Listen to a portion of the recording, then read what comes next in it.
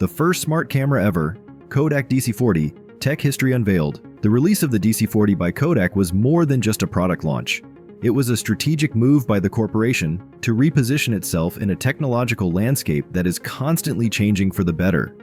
During the 1990s, the photography industry went through a period of significant change as a result of the advent of digital technology, which began to pose a challenge to the traditional picture techniques that were based on photographs shot with film. Having long enjoyed a strong position in the market with its film products, Kodak was aware of the significance of innovation and realized that it was necessary to do so in order to avoid falling behind the competition. A considerable endeavor was made by the company to bridge the gap between analog and digital photography, and the DC40 was one of the first significant initiatives made by the company. To ensure that it continues to hold the position of industry leader, the corporation was the driving force behind the development of the DC40.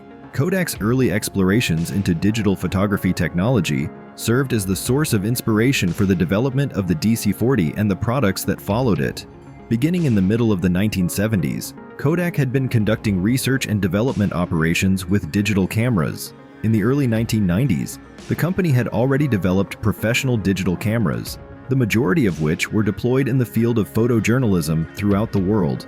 Following the launch of the DC40, the attention turned from the professional sector to the consumer end of the market. For the purpose of developing the DC40, Kodak collaborated with Shinon Industries, a Japanese camera maker, so that they could work together.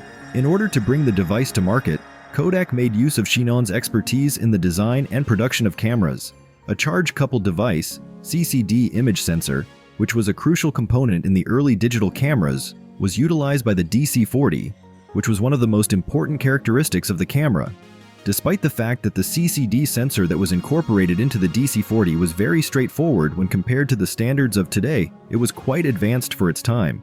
The capability of the camera to take electronic photos, which could then be saved in a digital format and downloaded to a computer, was made possible by this feature. Not only was this a considerable departure from the chemical processes that were utilized in film photography, but it was also one of the most crucial innovations that were necessary in order to make digital photography a possibility. Additionally, the camera came with a lens that had a focal length of 8mm and offered a fixed focus.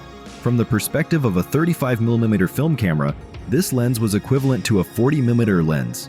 In addition to it, the camera had a flash that was internally incorporated. In spite of the fact that these attributes were not very outstanding, they were sufficient for the primary function of the camera, which was to shoot images of ordinary life. However, the DC40's simplicity was also one of its flaws, despite the fact that it was one of its virtues. Although it was simple to operate, which made it accessible to customers who were not familiar with digital technology, the fact that it had a restricted set of features meant that it was unable to compete with more complex digital cameras that were going to be introduced into the market in the near future. Additionally, the software that was incorporated inside the DC40 was a significant component of the device. Users were able to transfer images from the camera to their personal computers by using a software program named Kodak Picture Transfer, which was included with the camera. Kodak was the company that put the camera into production. In addition, the software offered users the capability to organize their digital photographs into albums, in addition to enabling simple editing functions such as cropping and adjusting the brightness of the captured images. In the years that followed, this program acted as a precursor to the photo management software that would eventually become the industry standard for digital cameras. Over time, this software would become the standard. Kodak's marketing approach for the DC40 placed a large emphasis on the novelty of digital photography. This was done in order to attract customers to the product. The company ran advertisements that highlighted the advantages of digital photography, particularly the potential to view the results instantly without having to wait for the film to be processed. These advertisements were distributed to the public. Customers who were unsatisfied with the delays and expenses that were associated with traditional film processing were especially interested in this immediate satisfaction, which was a powerful selling advantage they could take advantage of. Nevertheless, despite the fact that the DC40 was a forward-thinking product, it was met with a variety of challenges in the market. The camera was less desirable to the average user because of its high price point, its poor image quality, and the complicated process of uploading photographs to a computer. All of these factors contributed to the camera's lack of appeal. In addition, the ecosystem of digital photography had not yet reached its highest level of development. There were few opportunities for printing digital images, and the internet was not yet widely exploited for the purpose of image sharing.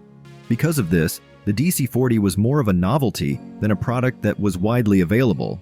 This was because of the consequences of this. On the other hand, the DC40 presented Kodak with a number of challenges in the years to come. Although it was a proof of the company's potential for invention, it also brought to light the obstacles that Kodak would have in changing to the digital industry. Despite this, it was a show of the company's capacity for innovation.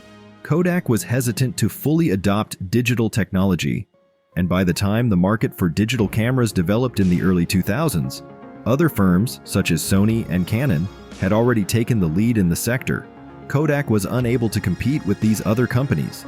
By tracing Kodak's eventual collapse in the digital age back, at least in part, to the strategic direction that the business adopted during the DC40 era, it is possible to determine that Kodak's decline was inevitable. In a word, the Kodak DC40 was a groundbreaking product that was essential in the early phases of digital photography and played a vital role in the development of the technology. At the same time that it presented the idea of digital imaging to a significant number of consumers, it also provided the framework for the rapid development of digital cameras that would follow in the years to come. Although it did not achieve commercial success, the DC40 is remembered as a crucial milestone in the process of switching from film photography to digital photography.